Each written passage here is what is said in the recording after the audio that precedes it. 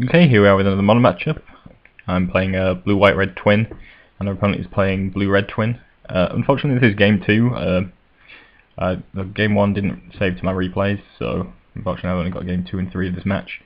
But it's quite an interesting one, and thought I'd show you this. Our opponent won with obviously comboing off on in game 1. This is our opener. It's not the most amazing, but it's got 2 removal spells, potentially. Obviously, Lightning Bolt's not very good against Deceiver Exarch, but we have got a path. I'm willing to go with this. We're going to be on the play here, as we lost game 1. And just going to lead up with the Steam Vents. Play Scalding Tarn, draw Splinter Twin, which is nice. Half of our combo. We could have Remanded or Izzet Charmed that, but I think Remand seemed like a bit of a waste, considering we'd just replay it. And Izzet Charm is also a potential removal spell for Pestermite and so on, so I kind of want to keep that around. It's also a potential counter for a twin as well, so I think it will be potentially more useful later in the game. So we've almost got a combo here. We only need to draw another land because we've got Bellringer plus Splinter Twin. We managed to find an Arid Mesa, which is nice. One plus Sleight of Hand. And just going to go for it actually. I'm going to run out the Bellringer, fetch up another Sacred Foundry. There's Ajani Vengeant. I brought this in. I don't know if it's any good, I just wanted to try it out. I don't think I actually get to use it this game. So I play the Splinter Twin. My opponent uses Echoing Truth on the Bellringer, which means we lose the Splinter Twin, and that's pretty unfortunate. But got to take your chances in these games. There's a lot of unknown information, and I think sometimes you just got to go for it. Otherwise, you'll never play anything. And I think early in the game, it's probably a decent chance that you. I'm going to try to play Pestermite. I'm going to play the Remand on that, and he has no response. Not very scared of Pestermite. I can bolt it and pass it if it comes down to it, or I can even Izzet Charm it. I'm going to bolt it because he attempts to play tap my Steam Vents. Opponent's not willing to fight over it, so I'm pretty happy with that. You just search the Steam Vents. Loops and passes. I'll play my Bellringer. At this point we haven't got the combo together, and I kind of want to go on the beatdown. We've got way fewer lands, and things are just getting quite difficult for us generally. So I think we're going to try and go on the beatdown plan, sort of, or at least until we can put together some sort of combo plan. Again, we could use a charm or something, but I'd rather keep that. So my opponent tries to flame slash my Bellringer, and it seems like a good opportunity to actually play out my Restoration Angel. Again, that could lead to some pretty big beatdowns. We'll be doing 4 a turn, and putting some real pressure on my opponent, which is what we want to do here really, particularly as we're quite low on lands. So Restoration successfully saves the Bellringer. Unfortunately, a second Flame Slash hits us. Surprised he had the second one after he actually discarded one, but it's not too big a deal. So we draw another Splinter Twin. Could have just gone for it, I suppose, but I figured I'd leave it. Hope that he's going to try and tap out for his own stuff this turn, and that would put us in a good position. We don't want to run into a trap. Unfortunately, he just uses his Desolate Lighthouse, scaling a mountain, shaping his hand. So my opponent does actually use up some of his mana this turn, flashing back a Faithless Looting. Doesn't seem like he's got a lot going on, but he has drawn a few cards here, so it's quite interesting. I'm going to try and Sphinx his Revelation for 2. I'd quite like to find some more lands for against my opponent, and drawing a couple of cards would be nice.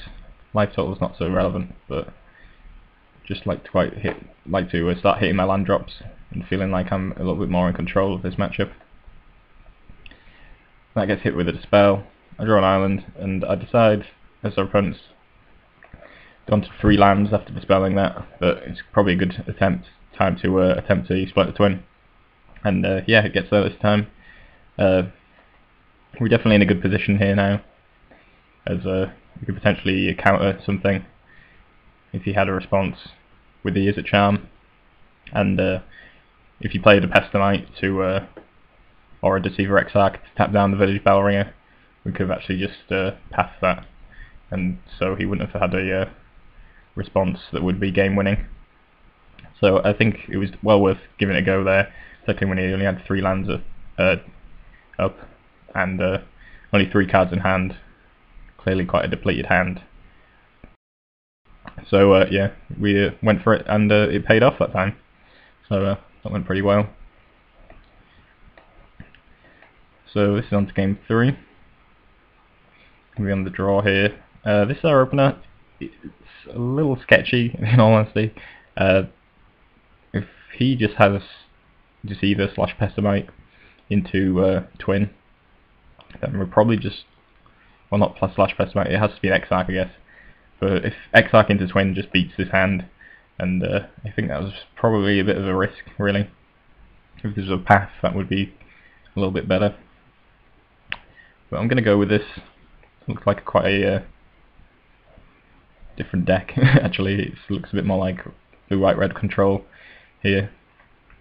I think our opponent doesn't really do anything in the early turns, and it just lets us draw quite a lot of cards and set up on mana. Meanwhile, he's trying to sculpt his hand with Desolate Lighthouse. Just going to play out a Restoration Angel here. I feel like we can go on the beatdown plan.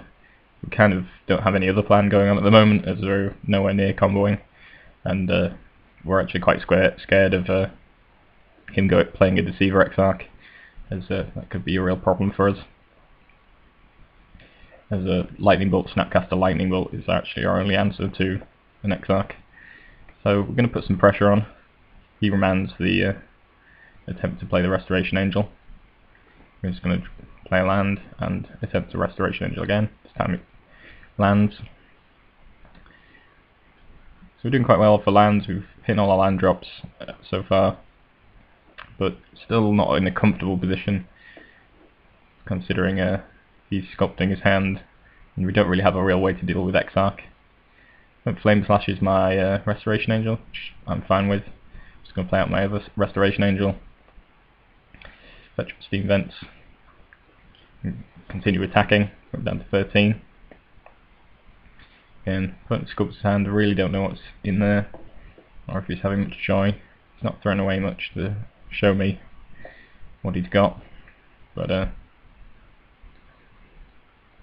getting a fairly decent hand now. I've got Remand, which is nice.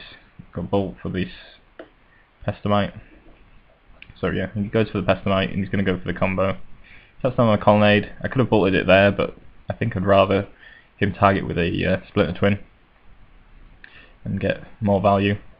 Also, as he didn't tap down a red land, I think I'm not really losing anything from him tapping down this Colonnade. So I'm playing Twins. Very glad this isn't a Deceiver Exarch, otherwise we probably would have just lost here. So I try and bolt, he dispels the bolt, and now we're going to go for Snapcaster Bolt. He's only got 2 lands left, so I'm fairly hopeful this will work. Turns out he's an Echoing Truth for his Pestermite, which is quite an interesting play. We could actually just remand the bolt and keep that in hand, and give him back his Pestermite. But I think we just want to get rid of the Pestermite. It's more annoying. It's going to stop us being able to beat him down the way we want to. So we can actually knock him down to 5 next turn and just have him dead on board. So I'm going to give him back his Echoing Truth with the Remand and have the Pestermite and the Splinter Twin go to the graveyard. So got rid of a combo there. We don't really have any answers at the moment. until we drew that Negate. So it's not the most amazing answer we've got, but we can actually put some pressure on here, and provided he doesn't have the combo next turn, I think we should be okay. So we're going to knock him down to 5. Pun does nothing on his turn, which seems fine. I'm going to play out the Deceiver just so I can get one more point of damage in. Generally, I could have played both my creatures out. Really, I think it doesn't make a lot of difference, and potentially could have got me a little bit closer to killing him if he managed to deal with the Restoration Angel. Tap down the Desolate Lighthouse. I don't think it really matters all that much. So here we can attack for lethal, but I don't know what else I wanted to do. My contemplation is whether I should attack with Colonnade as well, and I think I decide to that is the play. I'm not sure if that's for definite, but I mean, Deceiver Exarch tapping down one of my guys, killing off my Snapcaster would actually that wouldn't be enough, would it? No, yeah, I think that puts him in a fairly difficult position. I think there are ways that he would actually be able to deal with an activated Colonnade and not die this turn, but and then potentially combo off the turn after. He has got 5 cards in hand, but I think this activating the Colonnade and attacking puts the most possible pressure on. Our only answer to Splinter Twin anyway is Negate, so I'm keeping that open by playing this way. So I think we just go for it. He has to deal with Restoration Angel and Colonnade if he wants to live. The Echoing Truth's the Restoration Angel. I don't think I want to fight over that, particularly as more worried about a game-winning Splinter Twin. In the end, he just Izzet Charms and clearly doesn't find anything of any use. If he had found anything good, I probably would have just negated it and won. So yeah, interesting match.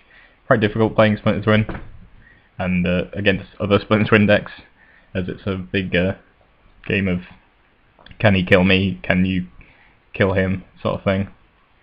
You have to worry about who's going to combo and whether tapping out or doing certain things will lead to you losing the game. This was a really interesting matchup in that we actually won through damage here rather than combo, which is the big advantage of playing blue-white-red over just the straight blue-red combo. And yeah, managed to work out well for us here as we managed to win the game. So not a complete answer. We doesn't say that this deck is better than the other one, but obviously having an alternative strategy is useful and can work out. But the all-in combo deck is still pretty nice.